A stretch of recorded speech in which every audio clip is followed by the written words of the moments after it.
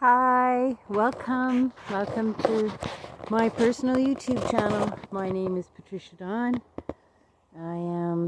This is my personal YouTube channel, and my desire is to share my journey of healing from addiction and to bring forward the medicine wheel as a tool and a guide and a map that can support our shared recovery journey. Thank you so much for being here and sharing your time and your energy with me and all that you're doing in your life today. I'm really grateful that I get to have the gift of your time and attention. And I'm here today doing a video. I'm going to share my experience about absolute vulnerability in a job. But I was thinking about how vulnerable it is when we first come into recovery and how raw it is. Like feelings, emotions, sensations, how long I was so numb, and I was using drugs and alcohol to ensure that I stayed numb, or if something bothered me, or if I was uncomfortable at any point, I would reach for something to disassociate.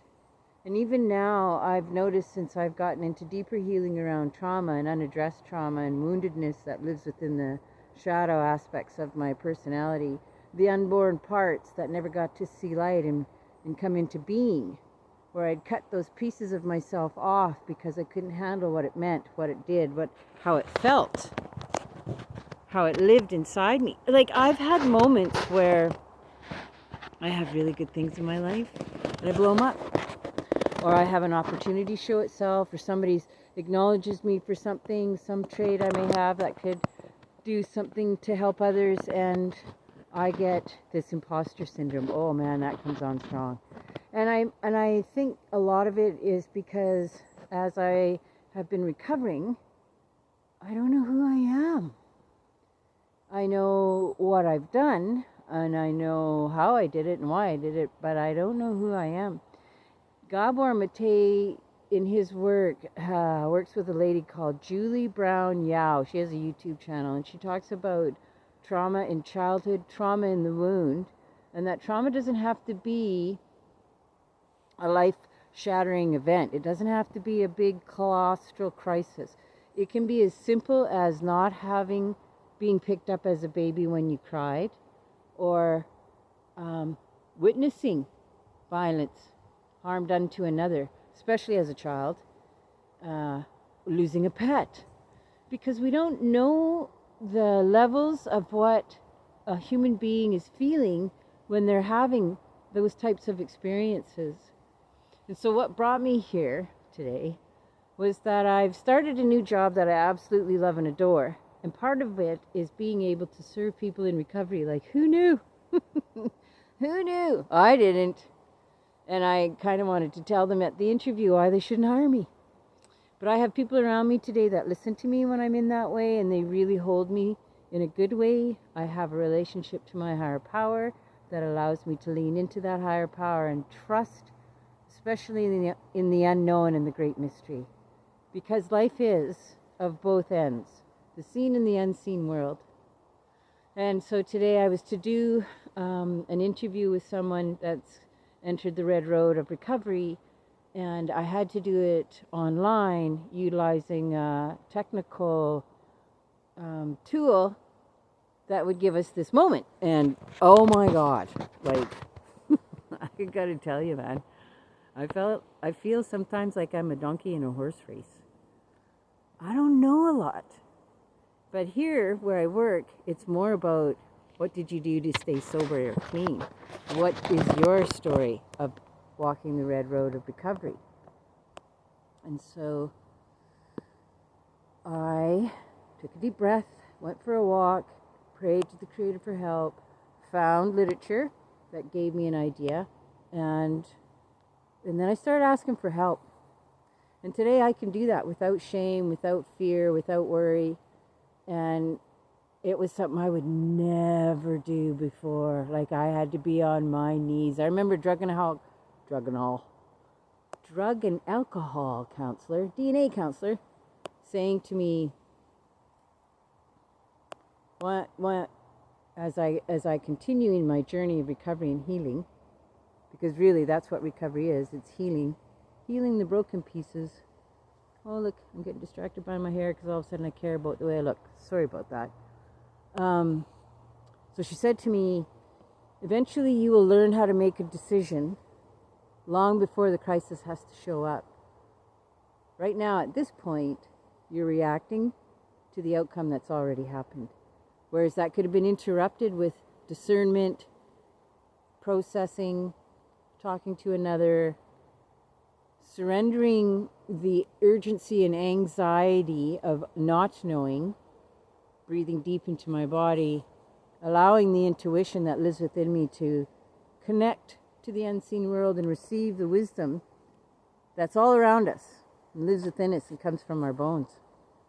I had an elder say to me one time, anytime you have a question, you can go to your bones, for the DNA of your ancestors lives right inside your bones. All those who have gone before you live within you.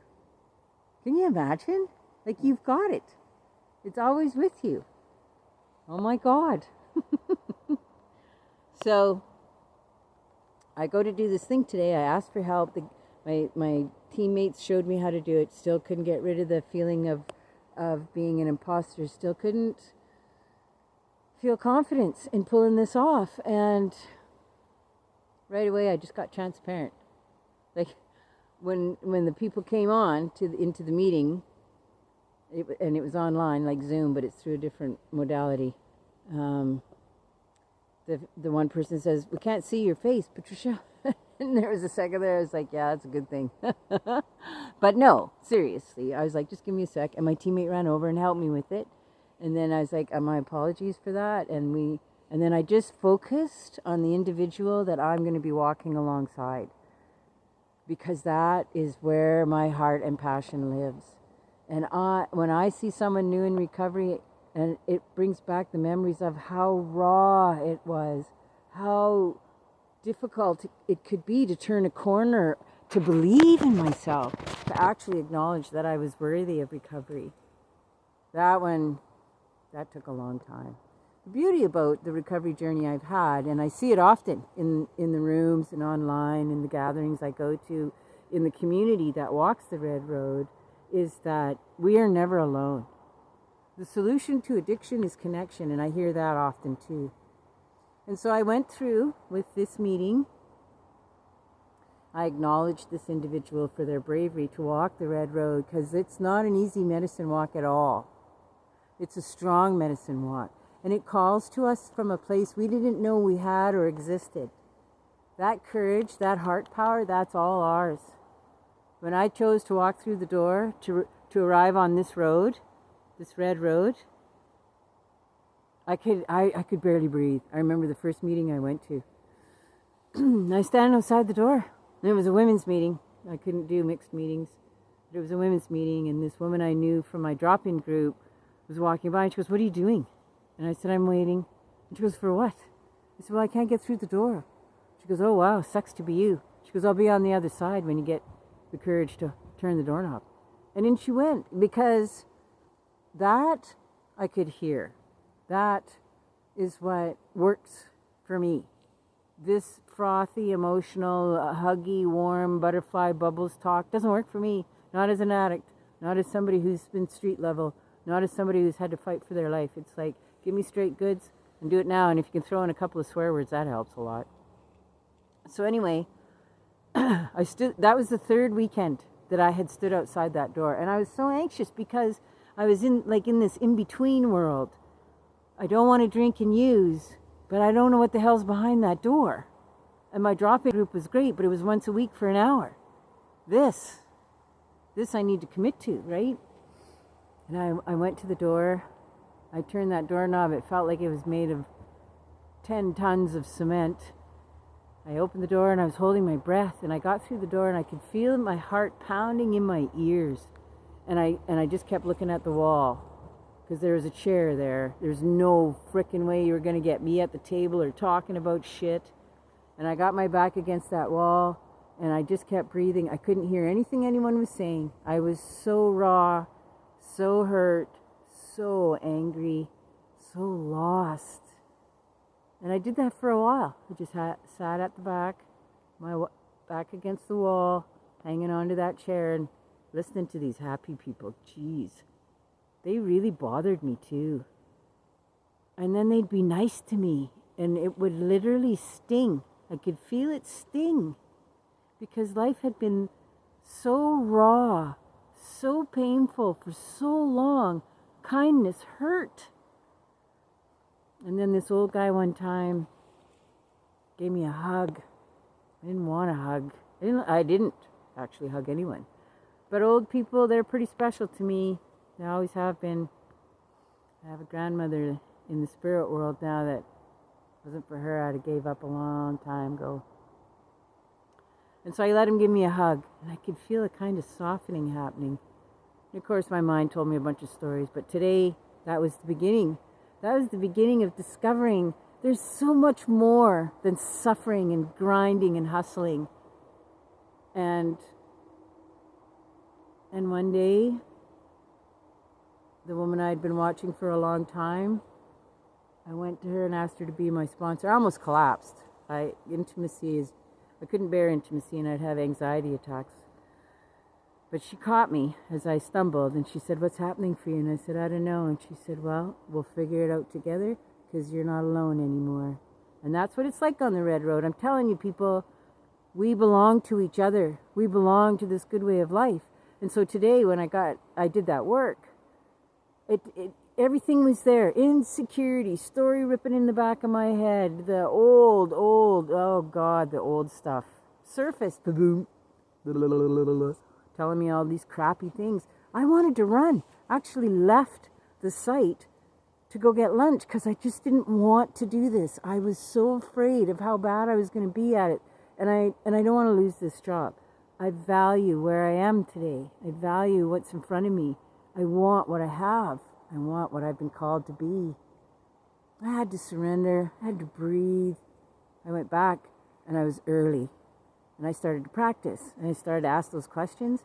And then my team showed up and I went to them and I said, "I need help." And I asked 3 times for that help. They didn't have a problem at all giving me a hand. And I share the space where I was having the meeting. And after it ended, and I'm really looking forward to walking with this individual, but after it ended, my coworker, my teammate said to me, "Wow, you did great. You're awesome. You held space, you listened, you asked questions, you invited them to ask questions, you shared a bit of your story, they related, but you didn't make yourself the center of it. You allowed them to be who they were. You even had them laughing about how bad your fry bread is." That reflection lifted me right up. I breathed into it. And I said, "I got to go for a walk, and thank you for that, bud." And I came outside and I thought, you know what? I want to make a video because I want other people to know that when we take the risk on ourselves, when we invest in the beauty of who we are, when we unwrap those parts of us that have been hidden or cut off or couldn't bloom, life becomes joy. Life becomes an adventure. Life has magic and song and beauty. Life is seeking to live itself through you. You are what the Creator gifted us with. Your being, your brightness, your heart, your strength, your journey, what you've gone through, what you've risen from, what you've claimed. That's all for all of us to join in together and share. So that's why I'm here.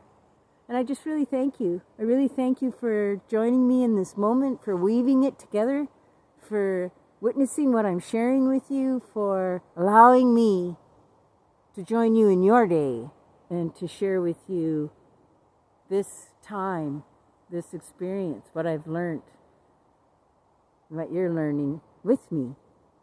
So I raise my hands to you. I give thanks to you. I wish you many blessings and much light and a glorious day of fun and sparkly, giggly laughter. Thank you so much. Hi, all my relations. Dakyasawin. You are blessed.